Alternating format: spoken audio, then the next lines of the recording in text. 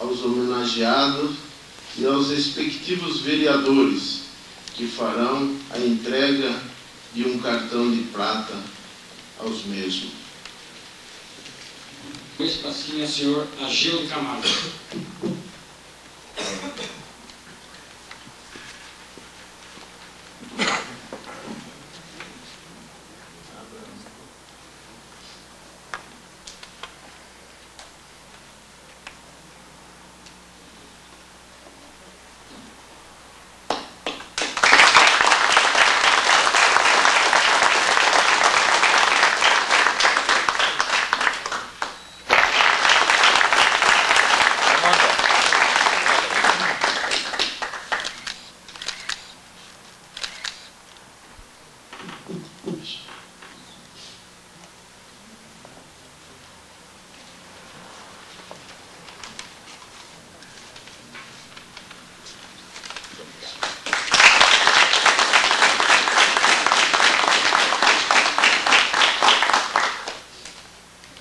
Galvão, representando a família do ex-pracinha Fábio Pavan.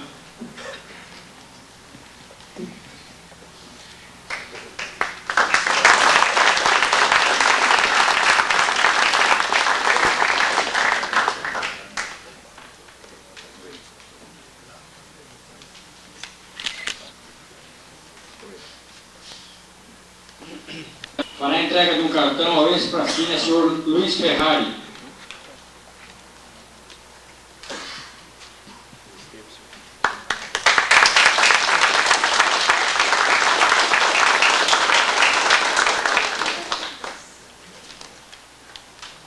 Excelentíssimo senhor Luiz Carlos Leme, digníssimo vereador à Câmara Municipal, para a entrega de um cartão ao ex-pracinha, senhor Orlando Carnelós.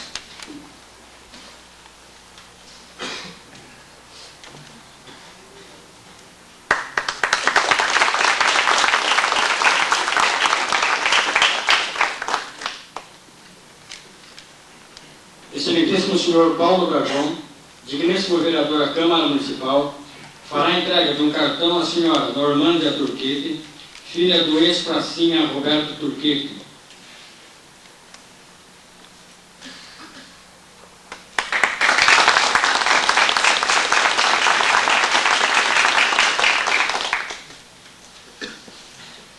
Excelentíssimo senhor José Roberto Gomes, digníssimo vereador à Câmara Municipal, para a entrega de um cartão ao ex-pracinha senhor Santo Bragalda.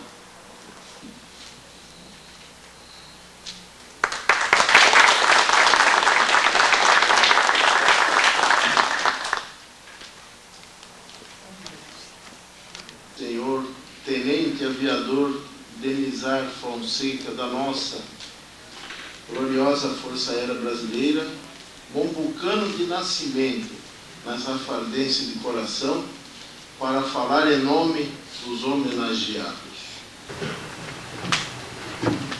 Excelentíssimo senhor Presidente da Câmara Municipal de Irafá, demais autoridades civis, militares, minhas senhoras, meus senhores, eu pediria licença ao digno Presidente da Casa para ler o que está gravado nessa placa que nós acabamos de receber.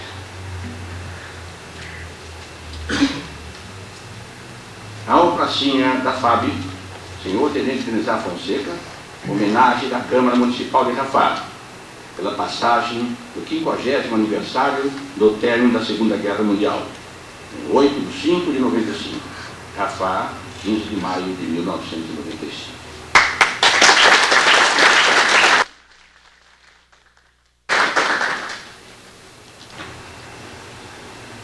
No dia 8, próximo passado, dia da Vitória, quando se comemorou no mundo todo os 50 anos do término da Segunda Grande Guerra, fomos honrados, nós e os nossos queridos companheiros,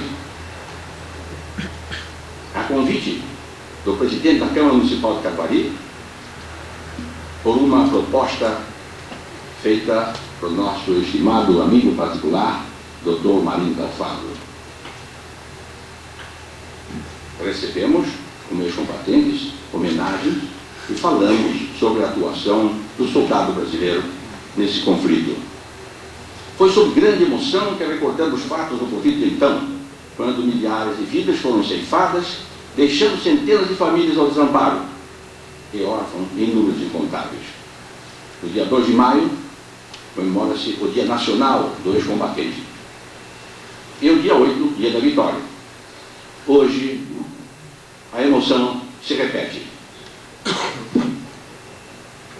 Neste plenário, e nunca será tarde demais para serem recordados fatos que ficaram em nossa história, escritos alguns com o sangue dos que heroicamente tombaram nos campos de batalha em defesa da democracia, em combate aos regimes ditatoriais.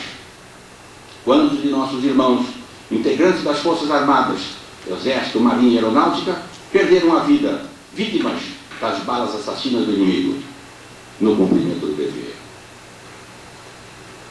Os que sobreviveram e retornaram ao solo pátrio, cobertos de glórias e orgulhosos pelo dever cumprido, foram carinhosamente recebidos por todos os brasileiros que também rezaram pelos que ficaram sepultados em Pistoia.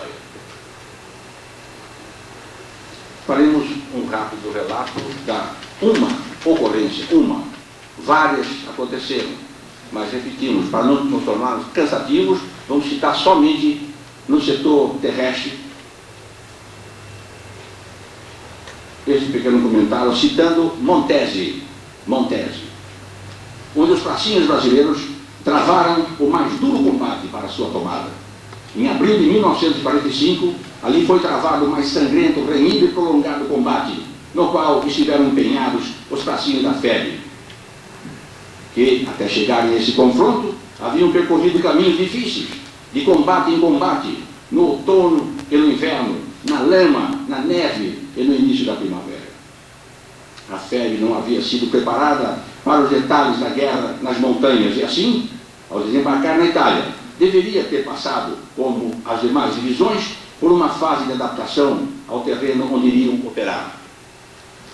O 5º Exército dos Estados Unidos, a que foi incorporada a FEB, havia sido desfalcado em várias divisões, transferidas para outras frentes do teatro de guerra europeu, razão pela qual o general Mark Clark, comandante-geral, mandou-a em curto prazo para a frente de combate, pondo-a sob o comando do 4º Exército, onde permaneceu até o fim do conflito.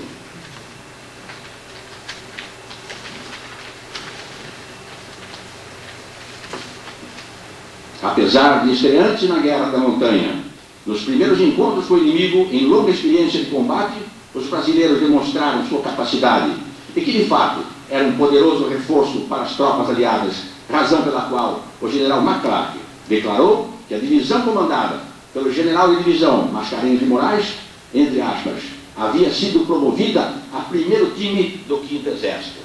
Foi uma grande honraria para o nosso contingente.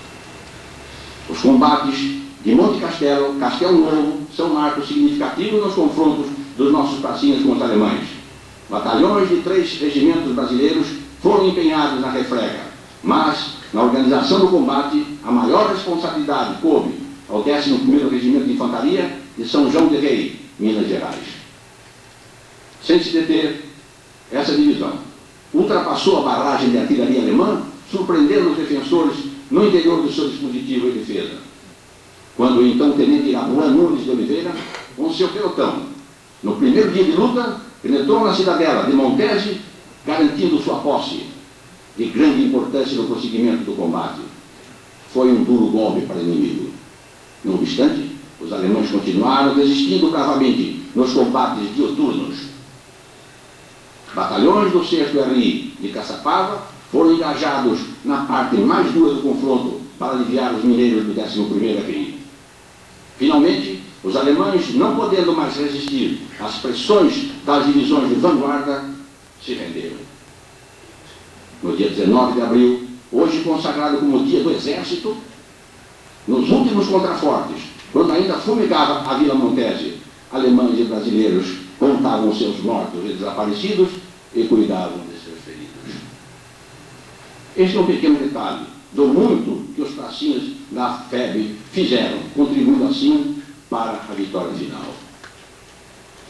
No setor aéreo, Quando, em 1943, nosso governo decidiu enviar forças brasileiras para o teatro de operações na Itália, foi criado, a 18 de dezembro, o primeiro grupo de aviação de caça, que, a 3 de janeiro de 1944, sob o comando do então Major Aviador Nero Moura, partiu para os Estados Unidos, passando antes pelo Panamá, participando ativamente da defesa do canal.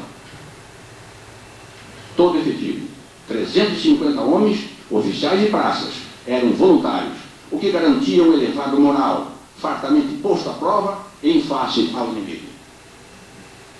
No dia 14 de outubro de 1944, pela primeira vez na história, tremulou a bandeira nacional por uma unidade aérea brasileira em território inimigo. Foi nosso pavilhão içado no acampamento do primeiro grupo de aviação de caça em Carcunha.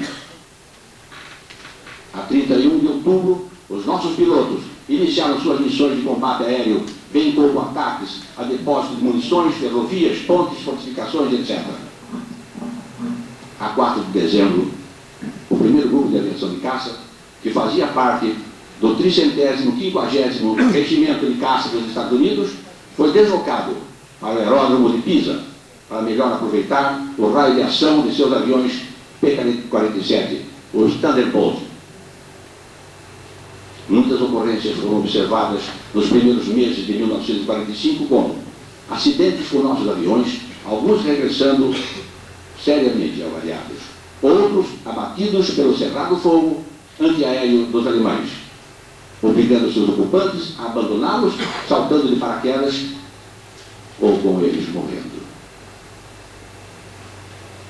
Na semana de 14 a 20 de abril, a totalidade da aviação aliada existente na Itália concentrou todo o seu poderio de fogo, desenvolvendo um esforço máximo, atacando as posições defensivas alemãs ao longo de toda a frente de combate, fazendo cada piloto, em média, 2 missões por dia. A partir de 20 de abril, a retirada alemã se generalizou e os objetivos e oportunidades para a aviação se multiplicaram. A 22 de abril é comemorado na FAB como o Dia da Aviação de Caça Brasileira. Nesse dia foram feitas 11 missões com 44 saídas de nossos aparelhos, continuando suas intensas atividades até a cessação das hostilidades a 2 de maio de 1945. Entre 48 pilotos do primeiro grupo de aviação de caça que realizaram missões de guerra, houve um total de 16 baixas. 13 tiveram seus aviões abatidos e saltaram em território inimigo. 3 faleceram em acidente de aviação. Como os companheiros do Exército e da Marinha de Guerra, os restos mortais dos aviadores foram sepultados no cemitério de Pistoia, na Itália, e posteriormente transladados para o Brasil, encontrando-se hoje na cripta do Monumento aos Mortos da Segunda Grande Guerra Mundial. Monumento erguido na Avenida Beira-Mar, no Rio de Janeiro. Eu pediria licença para fazer um adendo a essa nossa fala, que muitas pessoas não sabem por que foi que o Brasil entrou na guerra. Alguns não sabem se entrou. Isso foi há 50 anos atrás. Então, é importante que se comente isso.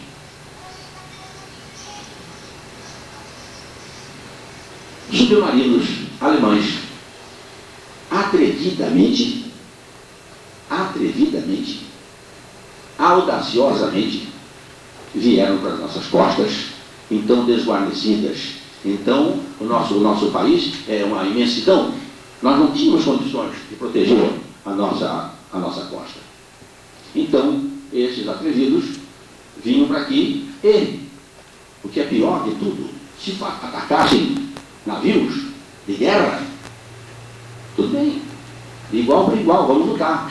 Mas eles afundavam, eles atacavam, eles matavam ocupantes, tripulação de navios mercantes, navios que levavam tripulantes, navios que levavam material.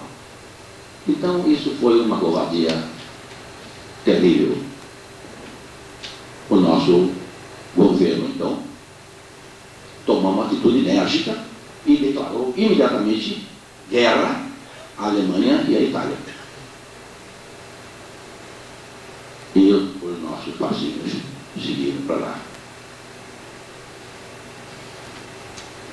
Outro detalhe, também muito importante, que poucas pessoas sabem. Na convocação militar, existem dois tipos de convocação. O primeiro pelotão, ou seja, o pelotão de vanguarda, aquele que vai direto para a frente de combate. É convocado, embarca e vai lutar imediatamente. E tem o segundo pelotão, que é de retaguarda. O pelotão que fica nos quartéis ou patrulhando a costa, também nas nossas ilhas oceânicas, e defendendo as nossas fortificações, na expectativa, no aguardo de serem chamados para seguir para a frente de batalha. Isso é muito importante que se saiba, porque aqui, entre nós, temos colegas que foram para a frente de batalha no primeiro escalão e os que não foram.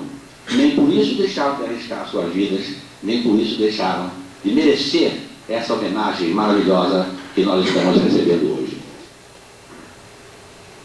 Ao encerrarmos este resumido comentário sobre a FEB e a FAB e Marinha de Guerra Brasileira, afirmamos que o Brasil foi o único país da América do Sul a enviar homens armados e participar ativamente no teatro de operações europeu.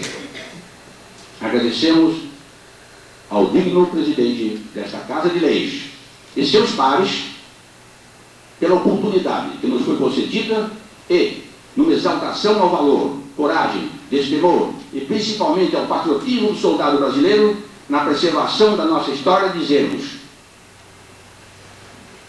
os homens passam, mas as suas obras ficam.